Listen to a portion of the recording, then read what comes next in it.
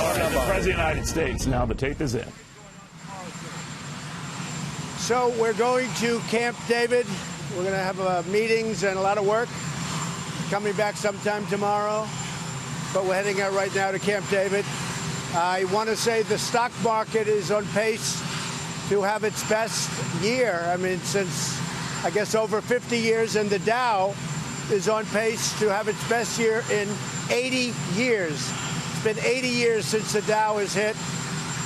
Tariffs are obviously doing very well because we're taking in billions and billions of dollars from China. We would be from others, and we might be from others, but billions of dollars are coming in from China. And frankly, look at what's happening with the stock market, which is pretty much what I've been saying. Also, an article came out this morning that the tariffs are having very little effect on costs going up, and in some cases, no effect. That the countries that the product come from, they are bearing the cost, which is also what I've said. So the Dow is up. Looks like it could be an 80-year high. It's on track for an 80-year high. And the stock market itself is a 50-year high. So I'm sure you're all very happy about that, right?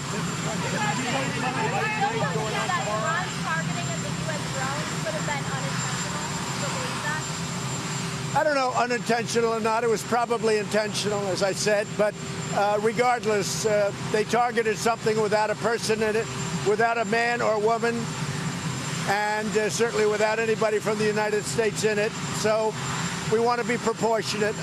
We're getting a lot of praise for what I did. And we have people on both sides. Some like it and some probably not as much. My expression is we have plenty of time. We have plenty of time. You understand that? Yeah, these are people that came into the country illegally. They've been served. They've gone through a process of the courts, and they have to be removed from the country. They will be removed from the country. It's having a very big effect on the border. The fact that we're taking them out. The people that came into the country illegally are going to be removed from the country. Everybody knows that. It starts, during the course of this next week, maybe even a little bit earlier than that. And again, everybody that came into the country illegally will be brought out of the country very legally. Now, with that being said, the border is in much better shape. Mexico's doing a good job. We need Congress to fix the loopholes and fix asylum, and we will have the cleanest border there is. We don't know. We'll see. We'll see.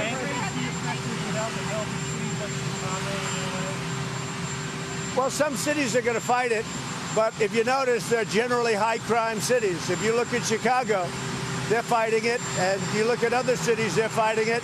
Many of those cities are high-crime cities, and they're sanctuary cities. The state of Florida is now ending all sanctuary cities. He's doing a very smart thing. Governor DeSantis, he's ending all sanctuary cities in the state of Florida. And I'll tell you, Governor DeSantis has been fantastic. He's right on the ball. And we have others that are following. You'll be seeing a lot of that. People are tired of sanctuary cities and what it does and the crime it brings. They're very tired of it.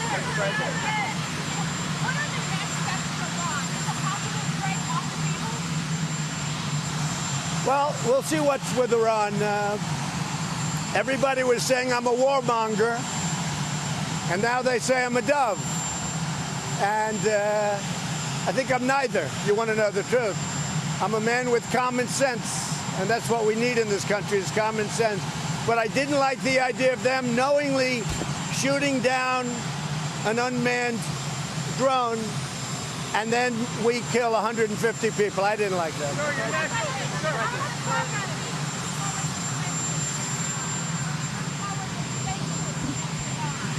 I can't hear. Yeah, we're moving forward with additional sanctions on Iraq. Good question. And some of them are in place. As you know, we have about as strong a sanction grouping as you could possibly have on any country. But we're putting additional sanctions on. They're going on slowly, and in some cases, actually pretty rapidly. But Iran, additional sanctions are being put on Iran.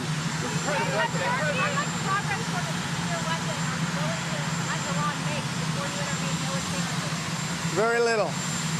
That's what it's all about.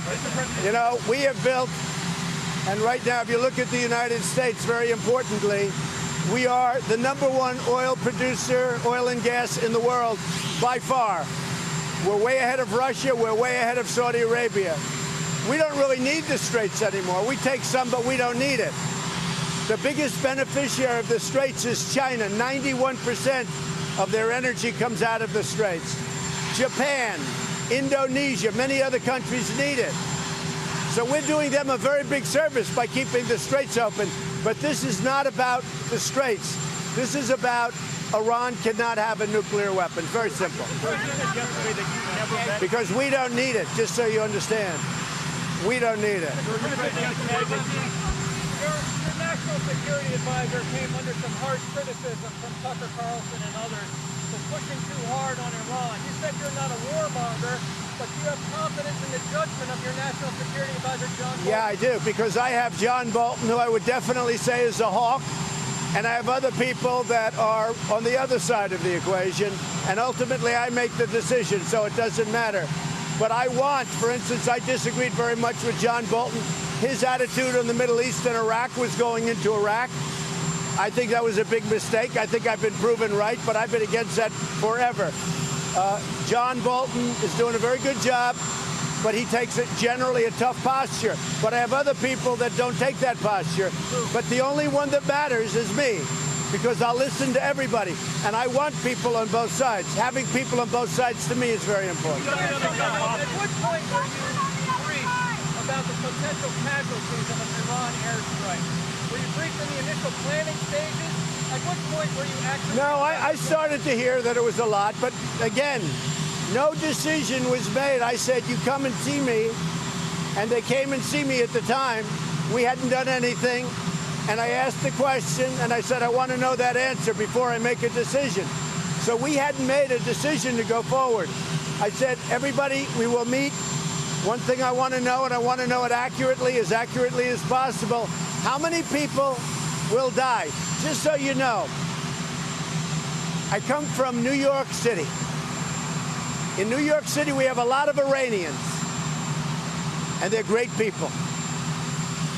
I have friends that are Iranians, many friends. Living in New York City, you meet many Iranians. They're very smart, they're very ambitious, they have they're high-quality people. But I have many friends that are Iranian.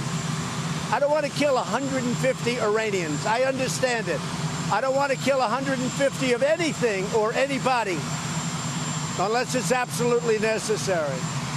And most people very much agree with what I'm doing. Now, if the leadership of Iran behaves badly, then it's going to be a very, very bad day for them. But hopefully, they're smart.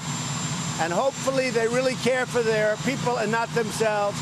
And hopefully we can get Iran back onto an economic track that's fantastic, where they're a really wealthy nation, which would be a wonderful thing. All those things I want to do. But if they're going to be foolish, that's never going to happen. Mr. President, you have announced earlier that you never met E. Jean Carroll. There was a photograph of you and her in the late 1980s. I have no idea who this woman is. This is a woman who's also accused other men of things, as you know. It is a totally false accusation. I think she was married, as I read. I have no idea who she is. But she was married to a actually nice guy, Johnson, a newscaster, standing with my coat on in a line. Give me a break. With my back to the camera. I have no idea who she is. What she did is it's terrible. What's going on? So it's a total false accusation, and I don't know anything about her. And she's made this charge against others. And you know, people have to be careful because they're playing with very dangerous territory. And when they do that, and it's happening more and more, when you look at what happened to Justice Kavanaugh, and you look at what's happening to others, you can't do that for the sake of publicity. New York Magazine is a failing magazine. It's ready to go out of business from what I hear. They'll do anything they can. But this was about many men, and I was one of the many men that she wrote about. It's a totally false accusation. I have absolutely no idea who she is. There's some picture where we're shaking hands. It looks like at some kind of event. I have my coat on. I have my wife standing next to me. And I didn't know her husband, but he was a newscaster. But I have no idea who she is, none whatsoever. It's a false accusation, and it's a disgrace that a magazine like New York, which is one of the reasons it's failing, people don't read it anymore. So they're trying to get readership by using me. It's not good. You know, there were cases that the mainstream media didn't pick up, and I don't know if you've seen them, and they were put on Fox, but there were numerous cases where women were paid money to say bad things about me. You can't do that. You can't do that. And those women did wrong things. That women were actually paid money to say bad things about me. But here's the case. It's an absolute disgrace that she's allowed to do that.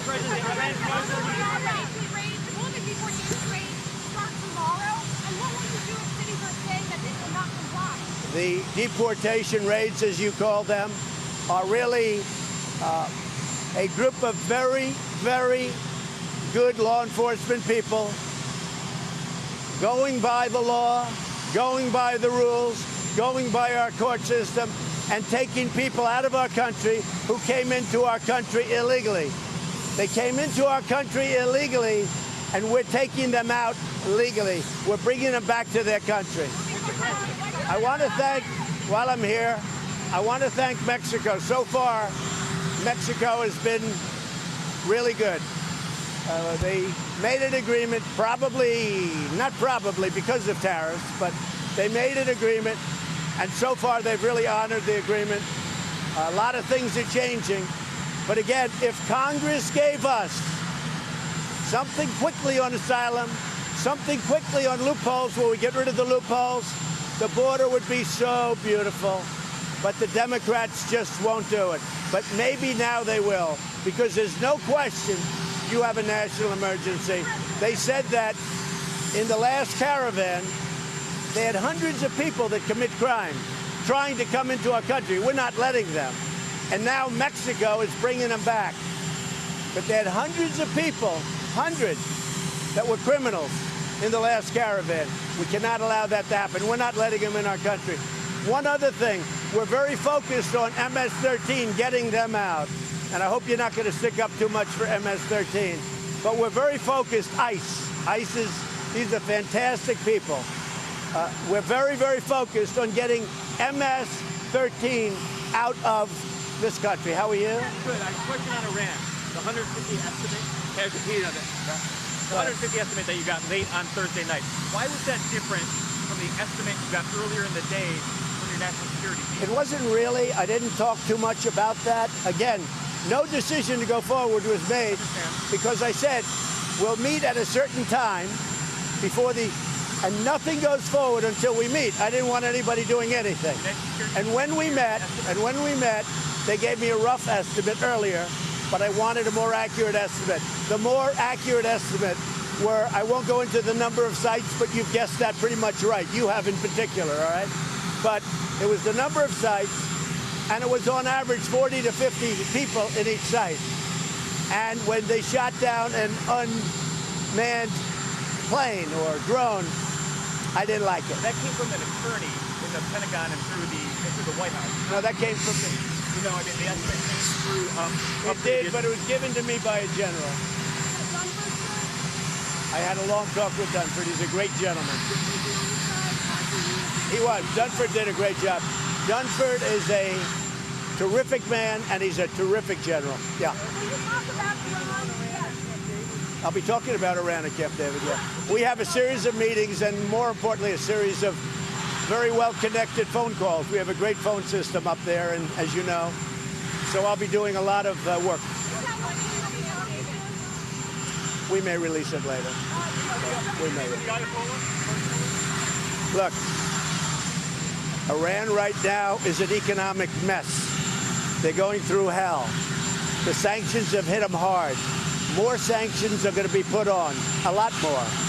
It's hard to believe you can even put on, but it's a mess. All I want is no nuclear weapons. Under the horrible Obama deal, He gave him $150 billion. He gave him $1.8 billion in cash. Think of that, in cash. Many plane loads of cash. Gave him $1.8 billion in cash, and he got nothing. But the thing he really didn't get was good inspection rights, because the most primary places you couldn't go to, you couldn't inspect. We haven't seen them in years. The other thing he didn't get is time, because in a very short number of years, they will legally be able to make a nuclear weapon. That's unacceptable. And remember this, the deal wasn't even ratified in Congress. It never got proper, in terms of treaty, it never got proper authorization from Congress. So with all of that, it was very important to me. So we'll start all over. We could have a deal with them very quickly if they want to do it. It's up to them. But if Iran wants to become a wealthy nation again, become a prosperous nation, we'll call it, let's make Iran great again. Does that make sense? Make Iran great again. It's okay with me. But they're never going to do it if they think in 5 or 6 years they're going to have a nuclear weapon. I know too much about nuclear, a lot about nuclear, and let me just tell you, they're not going to have a nuclear weapon. If that's taken, and it has very little to do with the oil, because again, China gets its oil 91%, Japan gets its oil 60%, Indonesia, so many other countries. What it has to do with, very simply, is the fact is we're not going to have Iran have a nuclear weapon. And when they agree to that, they are going to have a wealthy country. They're going to be so happy, and I'm going to be their best friend. I hope that happens. I hope that happens, but it may not. Would your decision have been different if it was 10 to 15 casualties instead of 100 to 115 casualties? Anything is a lot when they shoot down an unmanned, okay? So anything's a lot. I didn't like it. I didn't like it. Not have to reply to that either? Say it? If they shoot down another unmanned drone, will you also not? We'll see, but I don't think that'll happen. I don't think that's happened. And if you notice, there was a plane with 38 people yesterday. Did you see that? I think that's a big story. Is that accurate? They had it in their sights and they didn't shoot it down. That was accurate? I think they were very wise not to do that, and we appreciate that they didn't do that. But they had a plane in their sights, 38 people on the plane, and they didn't shoot it down, and I think that was a very wise decision, and I think that's something that we very much appreciate. Say that your national security team brought you a plan strike, and didn't have a fully formed estimate on casualties? No, they brought me a great plan, but I wanted to know at the end, I wanted an accurate count. They gave me very odd numbers. I wanted an accurate count as to how many people would be killed, how many Iranians would be killed. And as I said, coming from New York, I know a lot of Iranians. They're great people. Thank you very much. Thank you. It's always on the table until we get this solved. Yeah. We have a tremendously powerful military force in that area. It's always on the table until we get this solved. Thank you.